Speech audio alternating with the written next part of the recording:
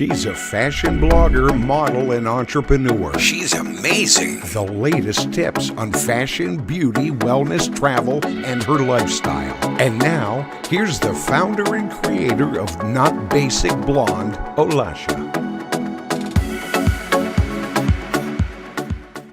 Hi there, I'm so glad to have you on my podcast and you having such tremendous success and sharing with you, and sharing everything with us today. I'm so glad to have you on my podcast. Welcome to Not Basic Blonde podcast. Thank you, Olia. It's a pleasure being here. I'm super excited to talk about all the good stuff that you're going to be presenting today. So let's do this. Yeah, definitely. Well, please tell our listeners about yourself, your career. How did you start it? What sets you apart from others?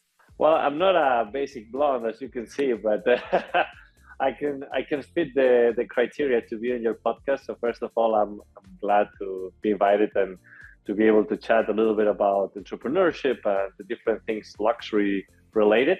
So in regards to myself, I come originally from Madrid, Spain. I came into the States with a tennis scholarship.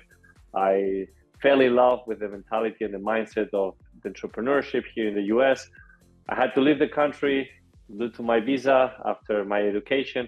But, through what I call the American Dream 2.0, I was able to come back into the US with an investor visa, pursuing my passion, which was to build the company that I currently run, which is Super Luxury Group, where we specialize on celebritizing and selling multi-million-dollar homes. And we do it through different angles of marketing and, strategies that have helped us achieve certain level of success. So excited to share more things about it today. That's incredible. And how did you decide to build your company? What was your secret to success? Well, there is still a long journey ahead for me to consider it a success, but obviously it's really nice to celebrate the small victories and to be where I am today. I'm truly grateful for that. Not everybody gets to, live their life to the fullest and, accomplish their dreams. And I do believe that everything starts by thinking clearly what kind of lifestyle you want to have. And for me, it was about visualizing that type of lifestyle I wanted to live by. And if my current vehicle was going to allow me to do that, and by vehicle, I mean my business, right? If I was working for a company before 9 to 5, I was not able to live my life to its full potential with the things that I really wanted to do. So for me, it was about creating a business that fuels my passion. And I'm passionate about traveling, connecting with super successful people, surround myself by these amazing properties. And if I can, make a living out of it, absolutely, why not? So Super Luxury Group just started initially in the Dominican Republic, where I was, transitioned myself from the US when I had to leave the country. And I saw an opportunity to start renting luxury villas. It was not a destination that people used to go there to a villa. They were more going to an all-inclusive hotel. The rise of Airbnb started to become somehow known in the Caribbean, but there was really not those things going on as much in the Caribbean. So I saw this amazing opportunity where most of the properties waterfront were empty. So I started reaching out to the owners. If they were not available, at least the person that was taking care of the house would put me in touch with the owners and present them an opportunity on how we could potentially generate more income to their property by renting it out. And that's the beginning of how everything started. And we slowly started expanding internationally. And through the transition with COVID of not allowing people to travel, we ascended to selling the properties. And we've always been doing that with the angle of influencer marketing, which we'll tell more about it in a bit. Yeah, tell us more about it, and also about your book. Is it out yet? The Level Up?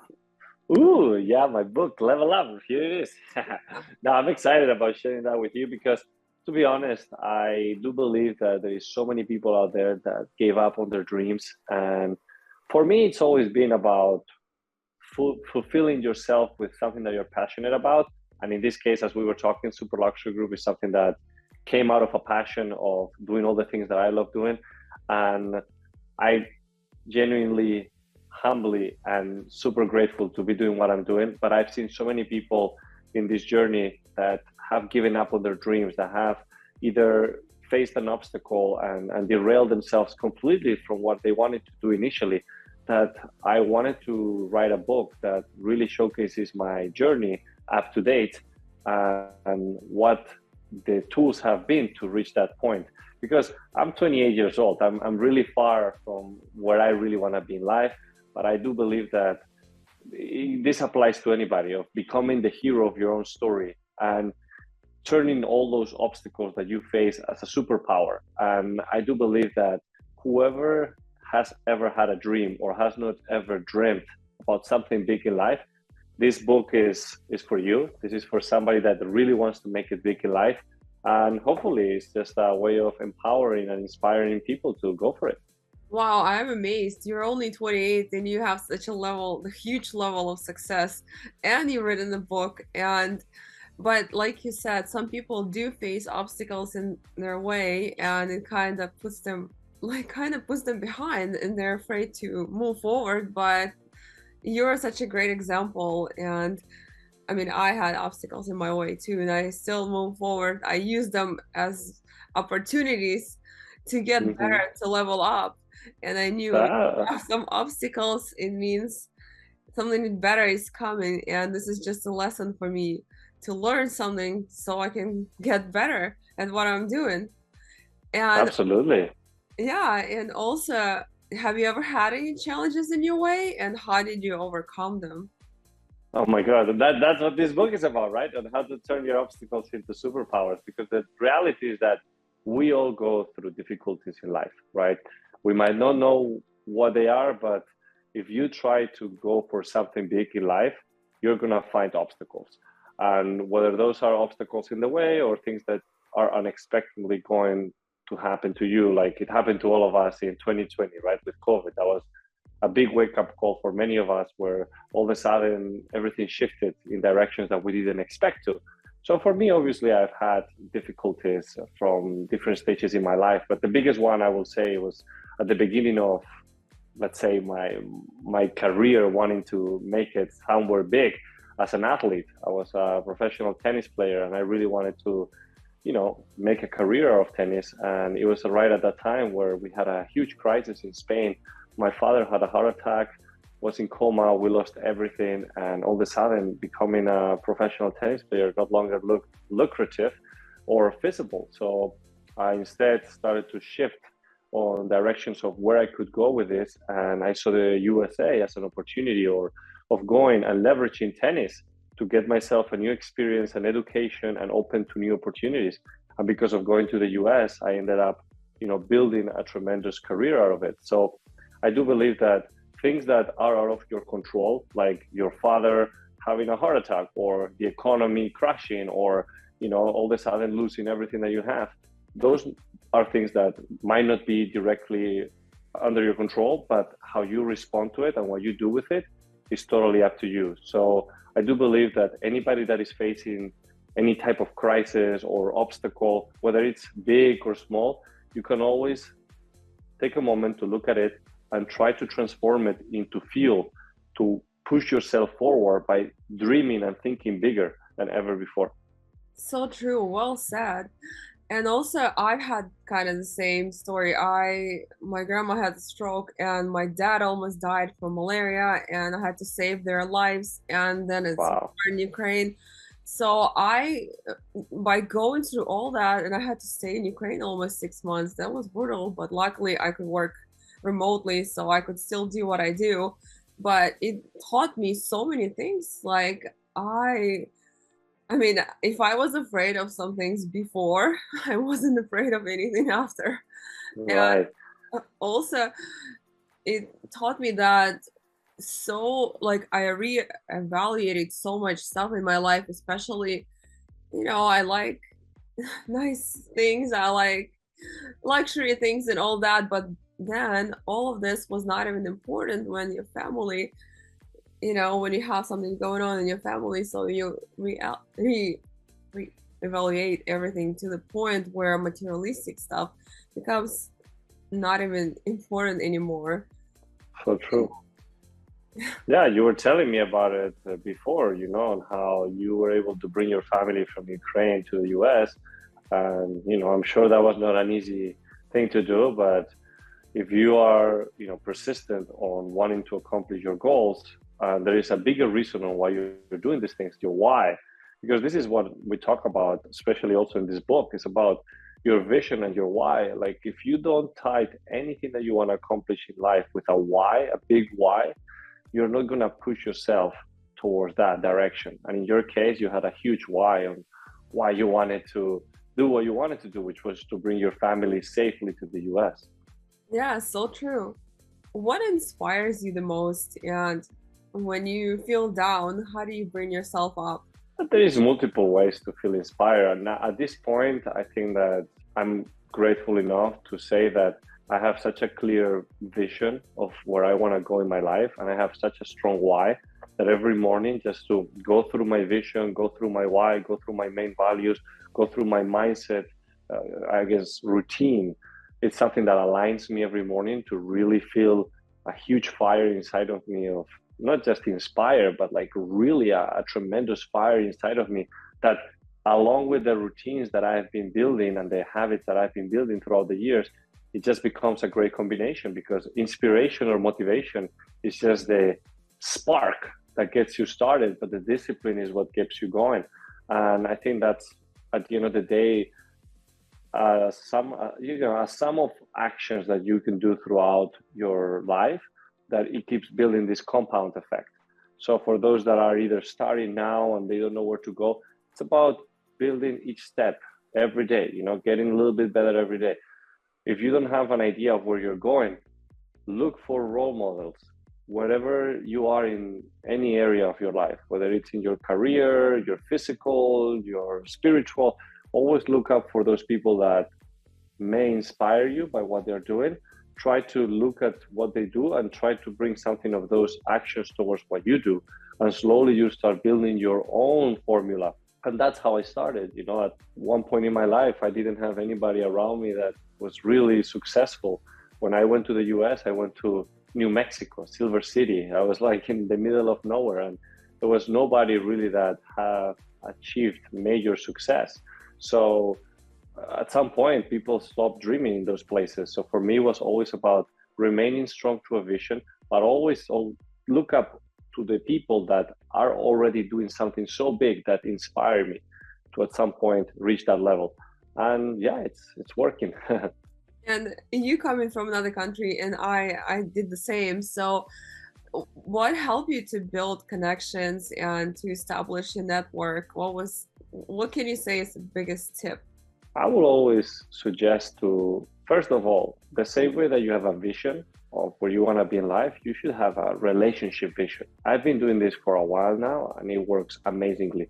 To have a clear vision of who you want to meet in life, and always look at what you can do to add value to these people. Everywhere you go with the mindset of adding value. Give, give, give. Because at some point, whenever you are going with a great attitude, positive energy, and always adding something to the people that you want to meet or work with, those are just people that all of a sudden are going to be attracted to by you, and you will start building those relationships. Once you start building the first relationships within that circle of winners that you want to be part of, then you want to start maximizing what I call the OPS or OPA, other people's stages or other people's audiences. You don't have to have 1 million followers for you to be successful. You can just be the person that adds value to those that have already built those millions of followers. And I'm sure those are the ones that are going to want to collaborate with you. They're going to open up all the doors to those big audiences. So that's what I will suggest for anybody that is out there trying to build a network, especially if you're moving to a new destination that you know nobody. Such a great advice, adding value to other people, and it automatically creates a relationship and brings value to the whole situation, like I did too. Established a huge network online and a huge network among all the people. So yeah. And sometimes some people hesitate to reach out to others for something, or just like to introduce themselves or to offer their businesses, and they kind of lose by not doing that, because reaching out is always the key to networking and to establishing new relationships. Absolutely. And look, you've done it. You've created a great podcast. You have amazing guests. And by you reaching out to me, asking to be a guest on your show, it's a way of also adding value because for me, it's like, oh, wow, look, she has like over 1 million followers. Great, people that she is interviewing. Great concept. Amazing.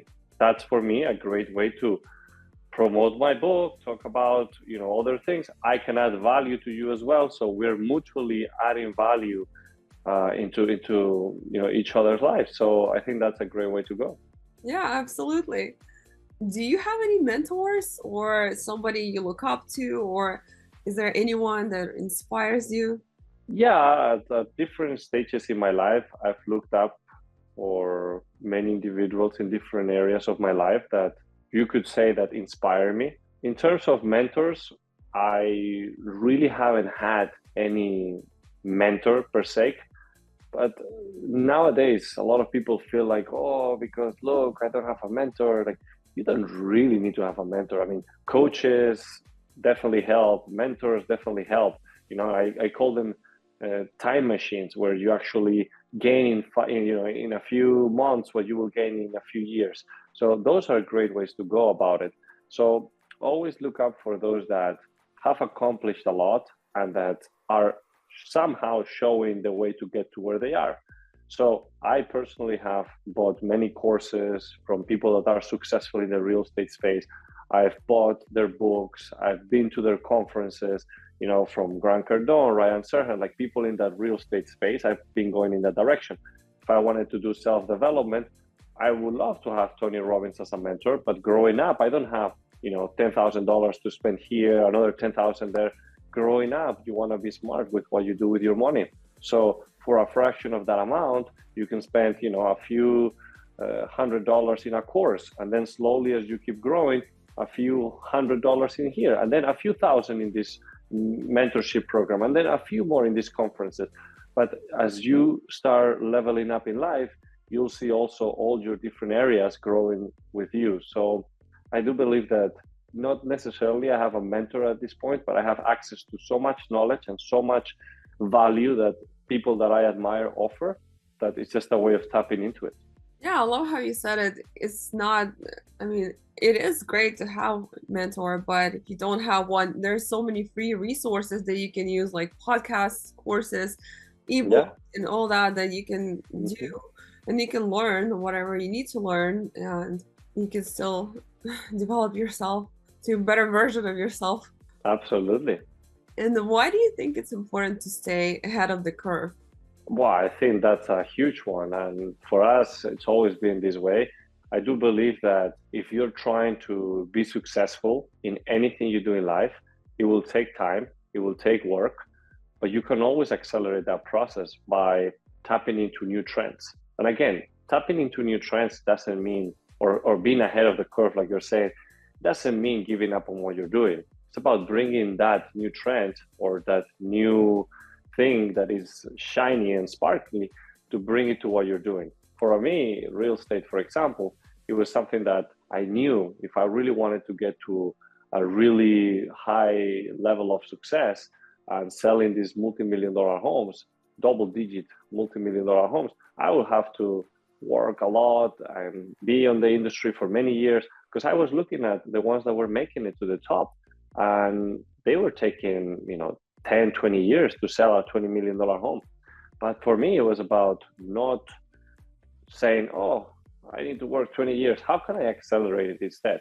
So when you look at trends, I bet on influencer marketing for real estate. It was something that it was becoming very popular in other industries, like the beauty industry. You had, Joseph from BoxyCharm in one of your episodes. So he did that a lot. He focused on the, beauty cosmetic industry for influencer marketing. But real estate is something that nobody was really doing effectively. So for me, it was like, wow, that's a no-brainer. Who doesn't want to stay in a property for free, create some content? They can even promote their brands, and everybody wins, right? So for us, it was something that we bet on. Owners didn't understand what an influencer was. They didn't see why they will have somebody stay for free. They couldn't get their brains up around that. But I said, look, if the property is not occupied because the occupancy rate is 50%, why cannot we have in the downtime these influencers stay there, create some beautiful content that either way we need to have, and then they will promote it on their social media channels. We will have that content that we can use ourselves. The people that follow these individuals, who are the ultimate people that we want to work with, will see this content. And we saw this new trend of influencer marketing start evolving in real estate in our favor.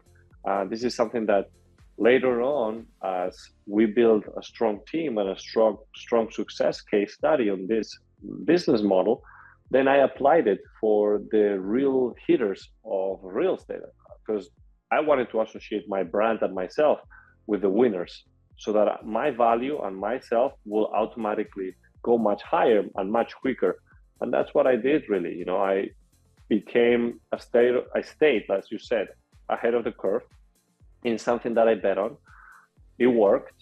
And then that same case study, when everybody else is trying to jump on it, it might be too late because you are riding that wave and you're overtaking everybody. So for me, it was about not overtaking everybody, but instead helping people to ride the wave. And the people that have already accomplished a lot of success, they had a beautiful home, but they lack on the knowledge or the expertise or the tools to celebritize those homes by bringing these influencers and then putting it on all these amazing magazines. We had that angle already. So I approached this individual again with the same concept, what we just said, adding value. So how can I add value to these individuals to bring more exposure to their brand, to bring more exposure to their homes that they're trying to sell? And we did some great collaborations. And when those properties were selling, guess who was, attached to those successes? Our brand, Super Luxury Group, my name, Alvaro Nunez. And those are case studies that then you can present to other property owners, and then they want to work with you, and you bring those brokers to work with you, and you start building your successes much quicker. Wow, such a smart idea. And you're not afraid to try something new, because sometimes people are so hesitant to try something new. They start overthinking, what if it's not going to work? What if it works? You just did it. You just went for it. That's so brave. I mean, look, there is not always, this is just an example of something that worked for us. There's other examples of things that didn't work so well for us, and I put a lot of effort and energy into blockchain, which I believe it's a technology that is still going to be thriving and is the future. But, a lot of people know that the crypto has crashed a bit with everything that is currently happening.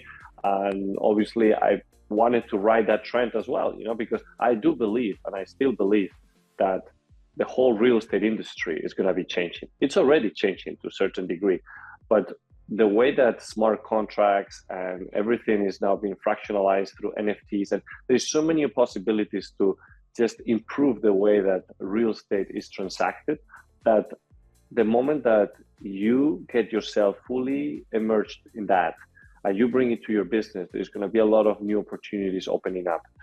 Did it work completely? To a certain degree, but to certain other degrees, it did not, right? Like we started to see now the value of crypto going down, a lot of people starting to push away from this concept.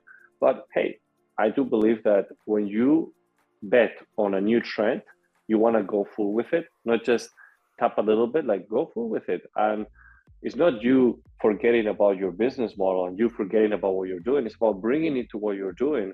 And when you do that, then, hey, you have different avenues that are working for your business. So it's just about setting yourself as an authority in those spaces and have a voice, so that people, when they finally want to catch that wave, they want to be on that trend, they will look up for you, and you'll be the one leading the way by adding value and finding the ways to really monetize on it. Yeah, do you still believe that there will be real estate in metaverse? I mean, with our technology right now, I think it will be, but... Oh, 100%. No, it's a no-brainer. It's happening. It's going to continue happening. And, it's just a matter of time. I think that right now, those that bet and put so much time and effort into it, I do believe were early adopters. They wanted to just go with what seemed to becoming the new thing. And then it died a little bit, right? So I don't think that is wasted time or money. It's just something that it will automatically correct itself. And over time, we're going to see a lot of the individuals that initially bet on it and stayed on that they're going to be, as we said, riding the wave. What do you think of current real estate market as far as economy and prices? I know the prices are highest right now, but what do you think will be happening?